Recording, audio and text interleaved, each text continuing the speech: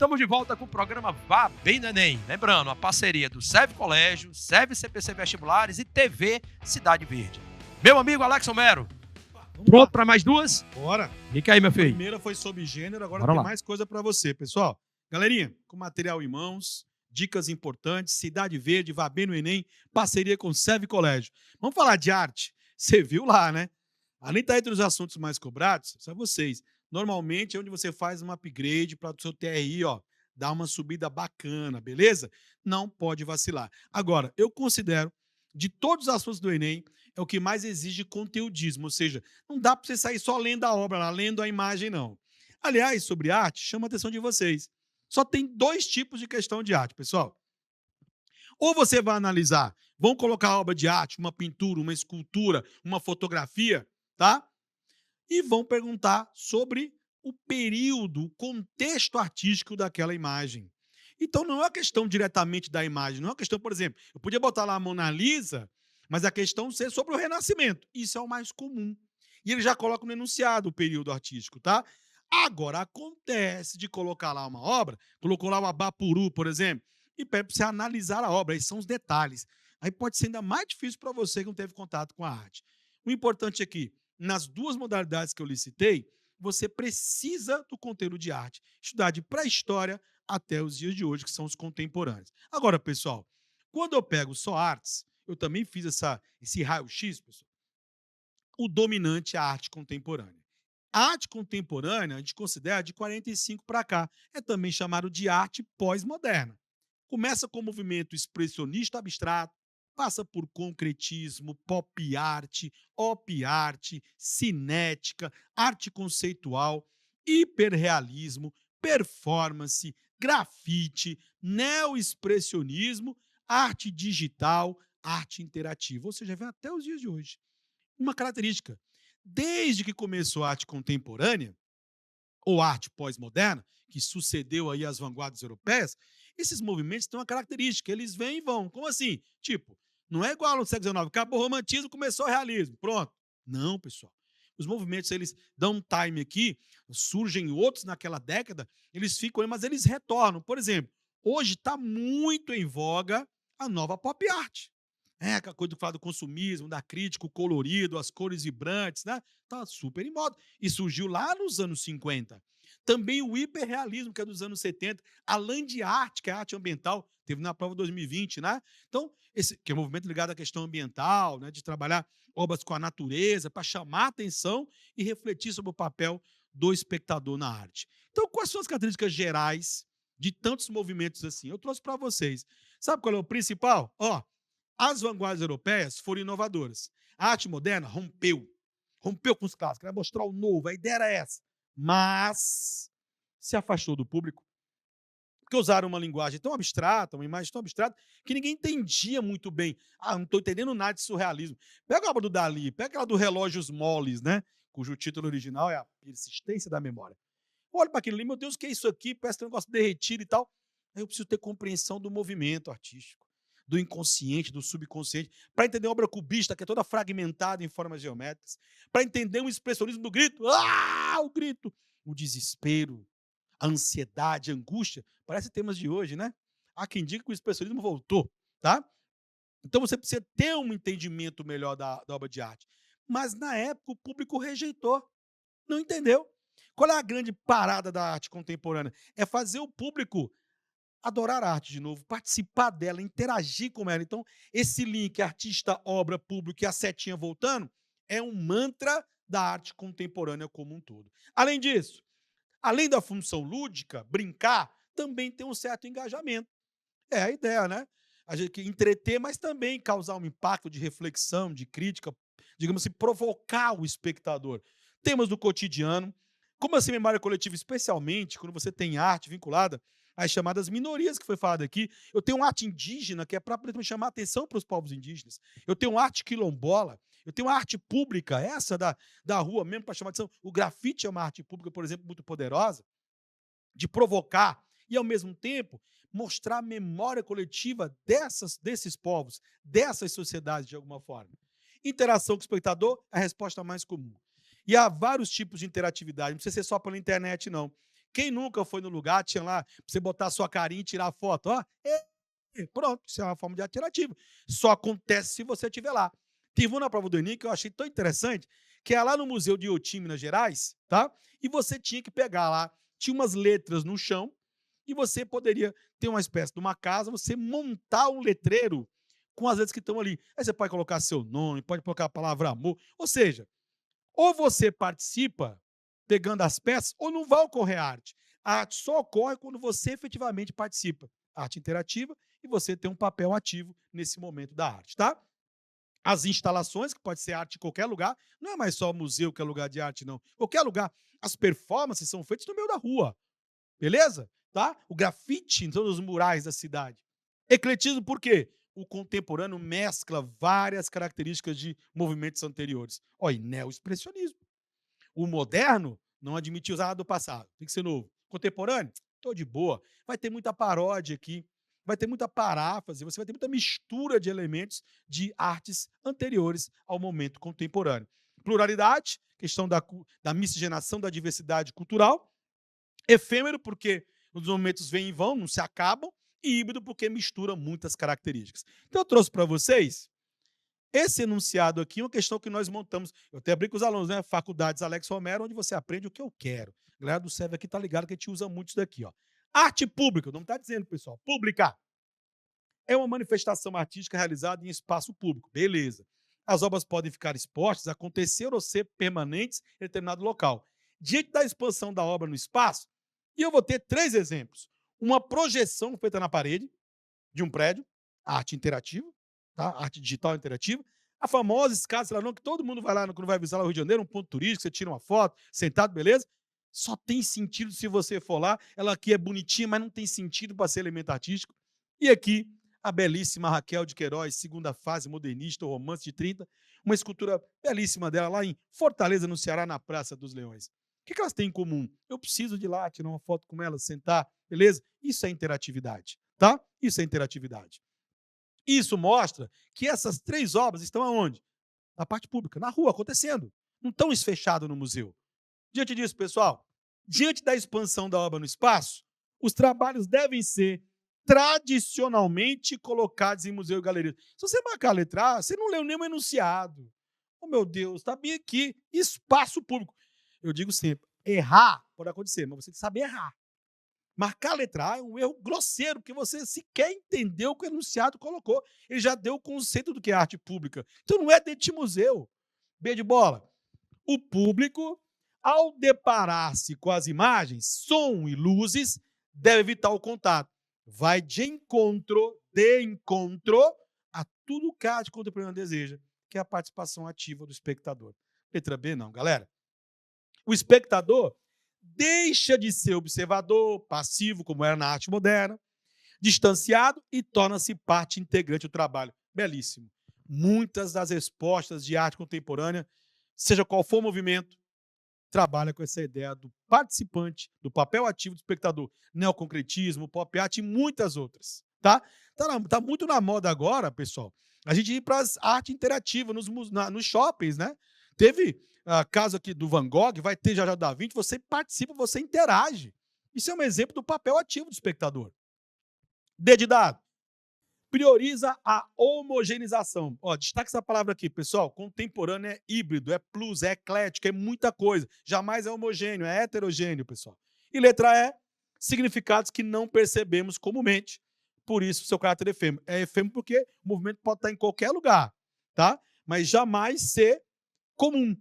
É sempre uma inovação, é sempre algo diferente. Não é isso que faz ser arte pública, ela ser comum. Não confunda público por ser comum lá no meio da rua. Beleza? Próxima, intertextualidade. Ah, pode ser uma questão fácil, pode ser difícil. Depende de quê? Do seu background. Que é isso, professor? Background, galera. Capacidade de leitura de mundo, suas leituras de mundo. Porque há quem diga, e eu concordo com os críticos, nenhum texto é original. Tudo é releitura, tudo é intertexto. A redação, a professora Fernanda sabe aqui, a gente vai falar daqui a pouco com você. Você vai escrever, na verdade, na redação, o que você leu sobre o assunto, a sua capacidade de ter interpretado. Quem tem mais bagagem cultural e repertório, que é o nome bonitinho, vai colocar lá. Tem que saber ler o mundo. E há essas possibilidades aqui. Relação pode ser implícita ou explícita, depende da capacidade da sua bagagem cultural. Por isso que eu falo, pode ser uma questão fácil, porque você bateu o texto, opa, eu já vi esse texto em algum lugar. Ao mesmo tempo, pode ser uma questão difícil, porque você não entendeu que aquele autor baseou-se em outro texto. A arte, por exemplo, faz muita releitura, mas muitas releituras, tá? E eu tenho aqui os principais tipos. Esses dois em vermelho, pessoal, são os mais comuns na prova. Competência 7, habilidade 22. É um recurso linguístico expressivo. Paráfrase e paródia. Vamos ver a diferença de cada um deles. Mas também tem plágio, que é você copiar algo sem colocar ali a citação. A própria citação, que você cita e usa lá o nome do autor, você coloca o nome da obra qual você colocou. Redação, por exemplo. Eu posso fazer uma citação direta ou indireta. Tá. De acordo com Bauman, abre as aspas, o mundo líquido, babá, pum, você citou diretamente. E você pode parafrasear isso, ou seja, citar com as suas palavras. Para Bauman, a humanidade líquida padroniza todo e qualquer comportamento humano. Pronto, você está falando a mesma coisa, Fernanda, com as palavras do Bauman, mas são suas palavras. Aí tu fez uma paráfrase. Pessoal, o que é epígrafe? É quando você vai fazer a abertura de um texto, né? Você abre o texto colocando uma citação. A citação no começo de um texto que você escreveu é uma epígrafe. Era muito comum nos românticos, nos autores também, tá? Colocar isso para dar a ideia de sintetizar com a fala alheia aquilo que você vai falar. Epígrafe é uma citação colocada no início de textos, normalmente de autores famosos. Bem, eu trouxe aqui uma questão, Drummond, quadrilha, texto muito conhecido, não é tão conhecido que no meio do caminho tinha uma pedra. Olha como você brinca com esse texto, né? No meio do caminho tinha redação. Tinha redação no meio do caminho. No meio do caminho tinha competência 1. Está fazendo um trocadilho. Está modificando o original. Isso é uma paródia. Já estou dando o conceito para você. Tá? Paráfrase é quando você mantém o sentido original. Galera, vou para o enunciado primeiro. Os textos 1 e 2 apresentam pontos em comum por meio de um diálogo explícito. Então está lá, explícito. Estou dizendo já. Explícito. Esse fenômeno é chamado de textualidade. Beleza. Esta é realizada pelo artista Chico Buarque. Por quê? O Chico Buarque escreveu esse texto aqui, o 2. Mas quando você lê o 2, você percebe que esse texto do Chico Buarque, que é mais recente, baseou-se no texto 1. Vamos ler o texto 1? João amava Teresa, que amava Raimundo, que amava Maria, que amava Joaquim, que amava Lili, que não amava ninguém. João foi para os Estados Unidos, Teresa para o convento, Raimundo morreu de desastre, Maria ficou para a tia. É para ler rápido mesmo. Joaquim suicidou-se, e Lili casou-se com J. Pinto Fernandes, que não tinha entrado na história. Chico, a gente faz a hora, faz fila na Vila do Meio-Dia, para ver Maria. A gente almoça e só se coça, e só se roça, e só se vicia. Fosse uma questão de figura de linguagem, olha aqui, aliterações e assonâncias. Mas não é o foco. Pessoal, até agora não vi nada tem sentido. Vamos para o segundo estrofe? Carlos amava Dora, que amava Lia, que amava Léa, que amava Paulo, que amava Juca, que amava Dora, que amava Carlos, que amava Dora, que amava Rita, que amava Dito. Peraí, aqui eu já vi explicitamente a mesma ideia do texto de Drummond. Beleza, tá? Ele modificou o texto original? Não, é todo mundo amando, a ideia de quadrilha, ó, né? Trocando os pares. A ideia permaneceu a mesma. Aqui temos um exemplo de paráfrase, que é aquela ideia de um texto ser reescrito mantendo o teor original de seu sentido. Ele manteve. Então, nesse caso, o que ele fez? O Chico, que é o texto 2, fez em relação ao texto 1 uma paráfrase. Paráfrase é manter. Manter, nesse caso, é o quê? Reiterar as imagens. Ou seja, as imagens textuais, obviamente, as imagens de sentido, as imagens semânticas. Beleza, pessoal? Se fosse a letra B, seria uma paródia. Tá?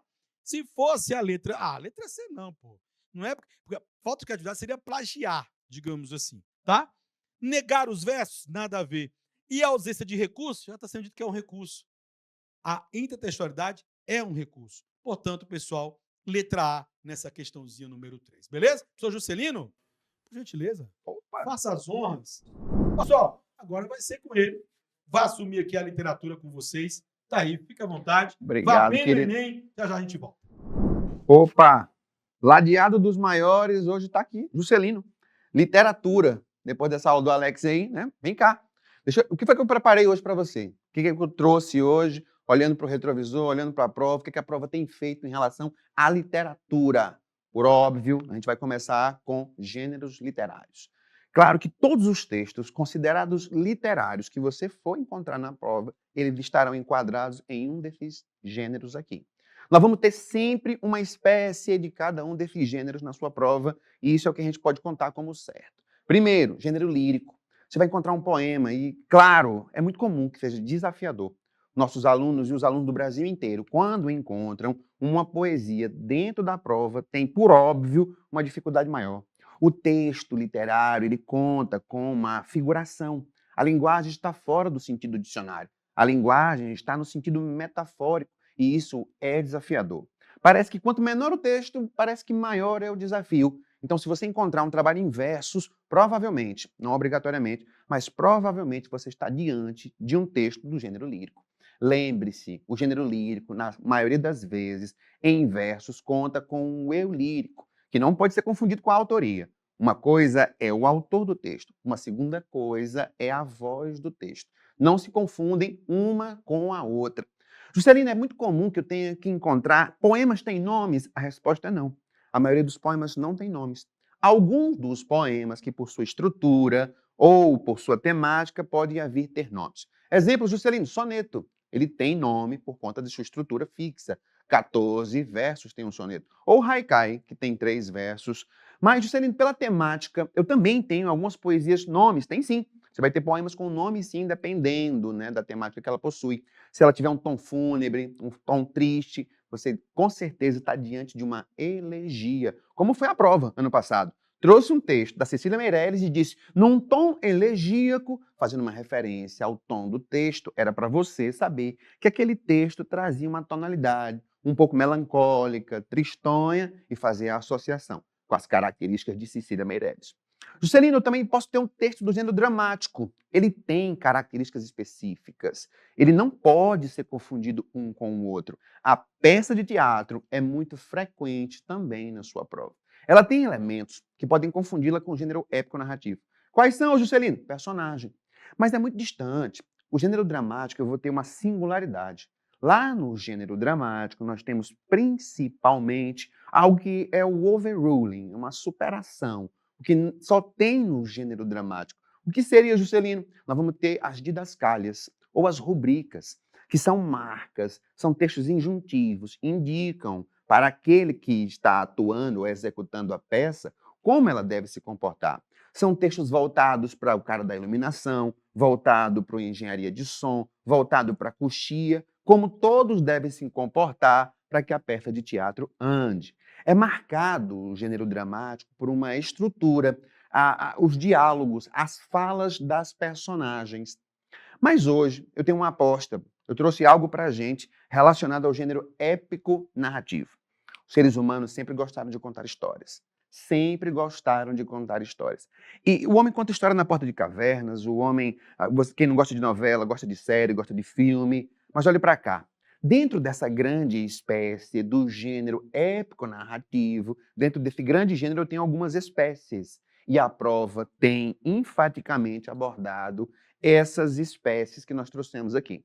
Nós vamos, inclusive, fazer um apanhado, né, um inventário das principais espécies cobradas dentro desse gênero e trazer uma questão para fazer a ilustração disso. Juscelino, como fazer a diferença entre, por exemplo, um conto e um romance? O conto é a menor das estruturas. Ela conta com um número menor de personagens. Ela tem uma descrição muito menor dos personagens. O espaço por onde o personagem transita é infinitamente menor. Diferente é o romance. Ele tem uma marcação, ele é uma narrativa longa. O romance tem um número variado de personagens. Há uma complexidade, e toda vez que se fala em romance, a expressão complexidade em relação às outras espécies do gênero épico-narrativo aparece. O romance e o conto se dão nessa diferença. Eles têm os mesmos elementos. Eles têm narrador, que pode ser em primeira ou em terceira. Ele tem espaço, ele tem enredo, ele tem clímax, ele tem desfecho. Mas a diferença está justamente na complexidade do romance e na simplicidade do conto. Outro ponto que a prova não tem deixado passar, foi assim no Enem retrasado, foi assim no Enem passado, e por óbvio, como a gente não adivinha, a gente olha para trás e sabe que essa possibilidade existe, a crônica. O gênero, a espécie crônica, ela também é curta, como um conto, mas ela tem uma marcação importante. Se você tiver anotações, a crônica ela é verossímil. Ela não tem o fabuloso, ela não tem o mítico, ela não tem o absurdo. Inspirado em fatos do cotidiano, a prova enfatiza a expressão fatos do cotidiano para fazer referência à espécie do gênero épico-narrativo crônica. Geralmente traz uma reflexão na crônica. Olha só a distinção. O conto é curto, o romance longo, a crônica ela é verossímil e tem essa relação com os fatos cotidianos. Dois que eu posso fazer a distinção. Não é tão curto quanto o conto, nem tão longo quanto o romance, um intermediário, a novela. Geralmente uma boa novela tem 90 páginas, diferente de um romance que tem 200, diferente de um conto que tem 10 páginas, a novela está nesse intermédio. Narrativa dividida entre o conto e o romance, porque não é tão longa quanto um, nem tão curta quanto o outro, com maior desenvolvimento das personagens e enredo que um conto, mas sem a complexidade do romance. Por último, fábula.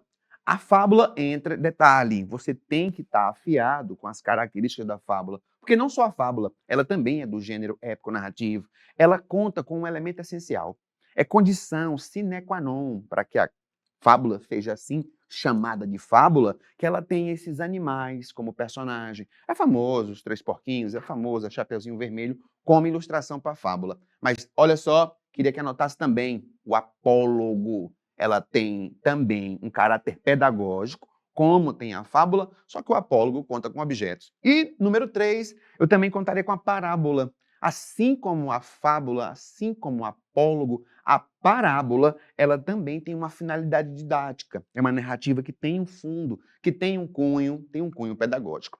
Agora, Juscelino, sabendo um pouco das espécies do gênero épico-narrativo, vamos para uma questão? Vamos para uma questão? Como o Alex estimulou aqui, nós começamos pelo comando. Por óbvio que se eu vou começar pelo comando, eu sei o que a questão quer. Eu sei o que a questão está pedindo, eu sei qual é a exigência que ela está me fazendo. E eu vou com muito mais armas lutar lá com o texto quando eu sei o que é que o texto o que é que o texto pode me dar quando eu entendo perfeitamente o comando, né? Vem para cá. Uma característica discursiva que identifica esse trecho como parte do gênero conto é a. Então, eu já sei que eu vou ter um texto que tem como elemento, que é considerado um conto, mas quais são os elementos que ele possui que pode fazer com que eu marque uma determinada alternativa. Voltando para o conto. Está aqui, Lígia Fagundes Telles, não é assim? A loja de antiguidades tinha o cheiro de uma arca de sacristia com seus panos embolorados e livros comidos de traça. Com as pontas dos dedos, o homem tocou uma pilha de quadros. Bonita imagem, disse ele. A velha tirou um grampo do coque e limpou a unha do polegar. É um São Francisco. Ele então voltou-se lentamente para a tapeçaria que tomava toda a parede do fundo da loja. Aproximou-se mais. A velha aproximou-se também. Já vi que o senhor se interessa mesmo, é por isso. Pena que esteja nesse estado. O homem estendeu a mão até a tapeçaria, mas não chegou a tocá-la. Parece que hoje está mais nítida. Nítida, respondeu a velha, pondo os óculos. Deslizou a mão pela superfície poída. Nítida, como? As cores estão mais vivas. A senhora passou alguma coisa nelas? A velha encarou e abaixou o olhar para a imagem de mãos decepadas. O homem estava tão pálido e perplexo quanto a imagem. Não passei nada, imagine.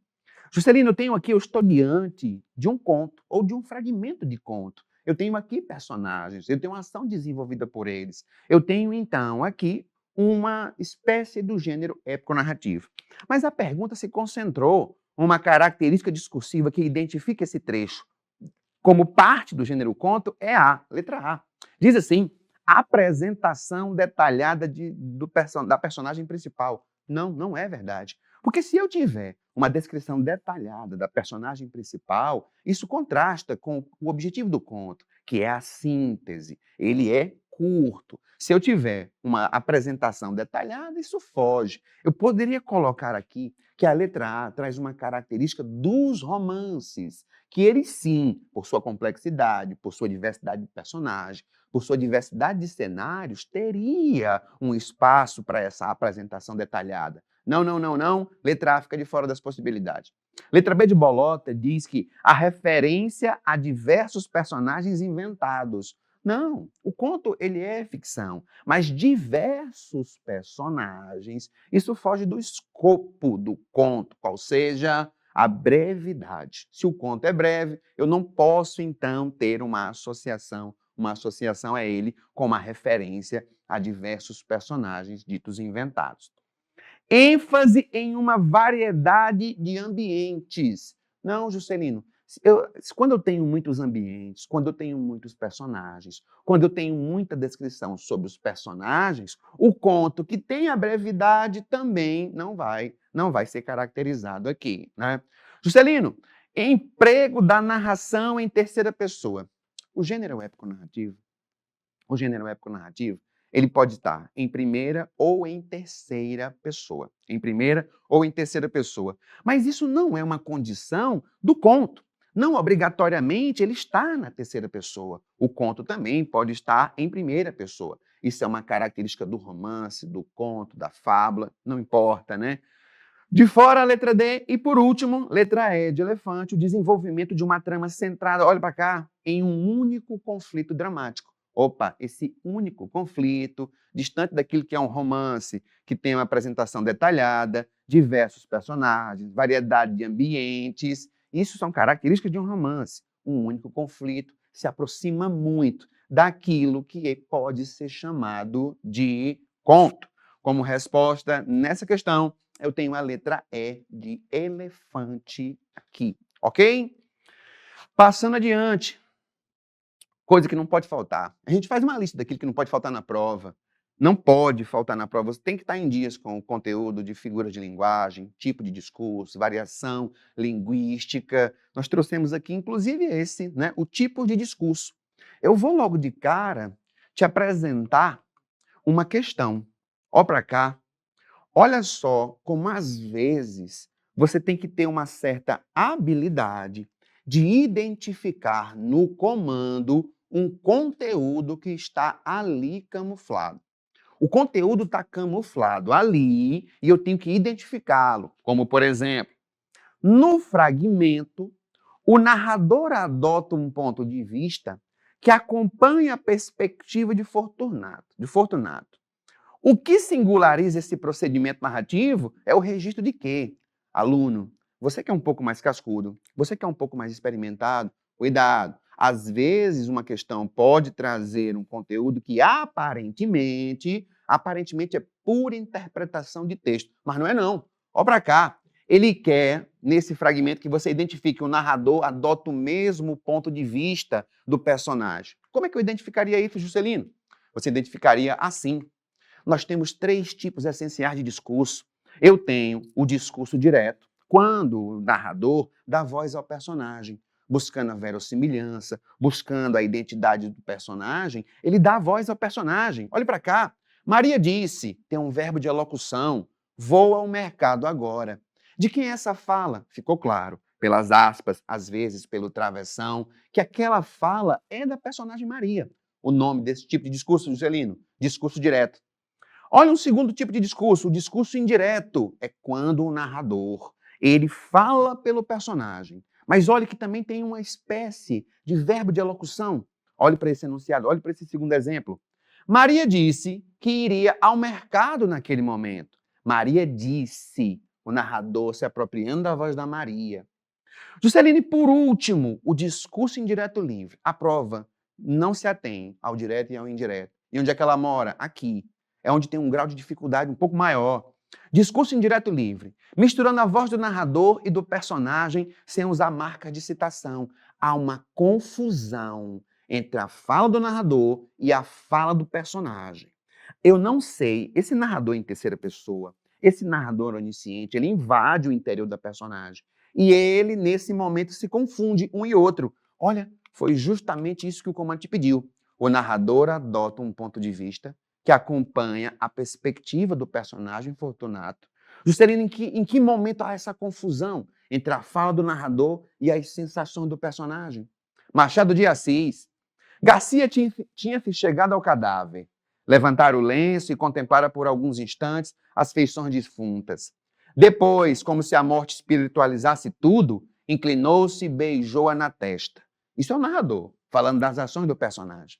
Foi nesse momento que Fortunato chegou à porta, estacou assombrado. Não podia ser o beijo da amizade, podia ser o epílogo de um livro adúltero, cara do Machado de Assis. Entretanto, Garcia inclinou-se ainda para beijar outra vez o cadáver, mas então não pôde mais. O beijo rebentou em soluços, e os olhos não puderam conter as lágrimas, que vieram em borbotões, lágrimas de amor calado e irremediável desespero. Fortunato à porta, agora eu quero que você dê atenção especial a esse momento. Fortunato à porta, onde ficara, saboreou tranquilo essa explosão de dor moral que foi longa, muito longa, deliciosamente longa. De quem essa fala? É uma sensação da personagem ou uma fala do narrador? Isso nos dá a resposta. O narrador adota um ponto de vista que acompanha a perspectiva do personagem Fortunato. É justamente no momento do prazer da personagem em relação ao sofrimento alheio que eu percebo que há uma confusão entre a fala do narrador e as sensações de Fortunato. É outro patamar. Você não é flamenguista não, mas como já dizia o nosso jogador, é outro patamar. Galera, Juscelino, daqui a pouco você vai voltar, sim, mas antes tem um recadinho pra galera que tá em casa. Hoje, agora, 2 horas da tarde, terá aqui na nossa escola, sabe o quê? O Veste Serve. Sabe o que é o Veste Serve não, né, Juscelino? Não, queria saber. É o concurso de bolsas para o ensino médio do Serve Colégio. É a chance que o aluno tem de estudar numa escola de renome como a nossa, pagando pouco.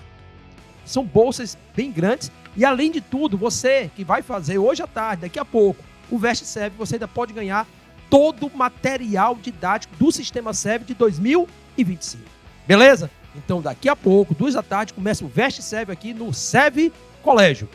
Vamos agora para os comerciais. Daqui a pouco a gente volta com Juscelino, mas também com ela, professora Fernanda Castro e a sua redação. Show!